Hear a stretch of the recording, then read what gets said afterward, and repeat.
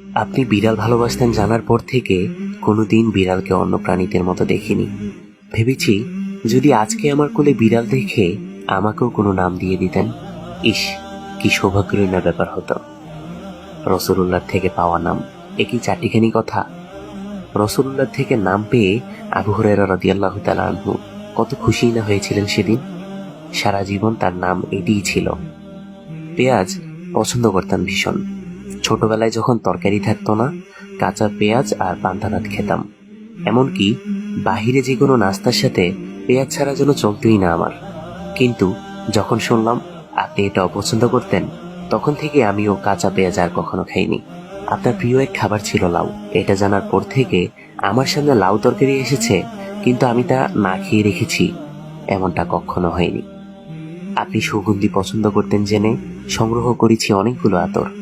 সেই ঘ্রাণে আমার আপনাকে মনে পড়ে। সাহাবীরা যেভাবে আপনার ঘাম মোবারক সংগ্রহ করে আতর হিসাবে ব্যবহার করত, আমার সেরা আতরগুলোতে মাঝে মাঝে আমি আপনার সেই ঘামের সুগন্ধ আবিষ্কার করি। মনে হয় হারিয়ে যাচ্ছি সাহাবীদের সোনালী অতীতে। আপনি কখন কি করতেন, কিভাবে খেতেন, কখন ঘুমোতেন, কিভাবে আদব আখলাক আর ইবাদতে মশগুল হয়ে যেতেন, এসব ভাবতে ভাবতেই যেন দিন কেটে যায় আমার। প্রতিটা কাজে আপনার সুন্নতের অনুসরণ করি, যদিও সবটা পারা হয়ে ওঠে না।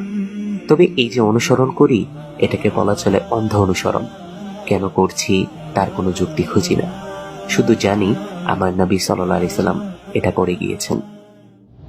ইয়া রাসূলুল্লাহ, আর যদি আপনি থাকতেন, ক্ষণে ক্ষণে আপনার অভাব বড্ড অনুভব করি।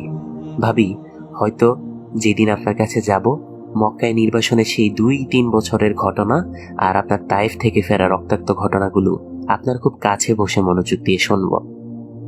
আমিও বলবো আপনার সুন্নতগুলো অক্ষরে অক্ষরে অনুসরণ করায় আমার খুব কাছের মানুষ, বন্ধু বান্ধব থেকে কষ্ট পেয়েছি। সমাজে কত কথা শোনাতো, পাত্তা দিইনি কখনো, কারণ আমি তো আপনাকেও আল্লাহকে পাওয়ার জন্য এত কিছু করেছিলাম। মাঝে মাঝে হিসেব কষি, কবে যেতে পারবো মদিনায়। আদৌ কি সে সৌভাগ্য আমার আছে? হয়তোবা যেতে পারবো না, কিন্তু আপনাকে ভালোবেসে সেই বিচার দিবসে আপনার শাফায়াত চাই। জান্নাতে আপনার খুবই কাছাকাছি থাকতে চাই ইয়া রাসূলুল্লাহ।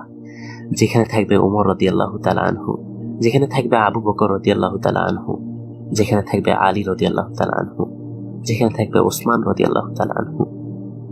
দুরূদ ও সালাম আপনার প্রতি ইয়া রাসূলুল্লাহ সাল্লাল্লাহু আলাইহি ওয়াসাল্লাম।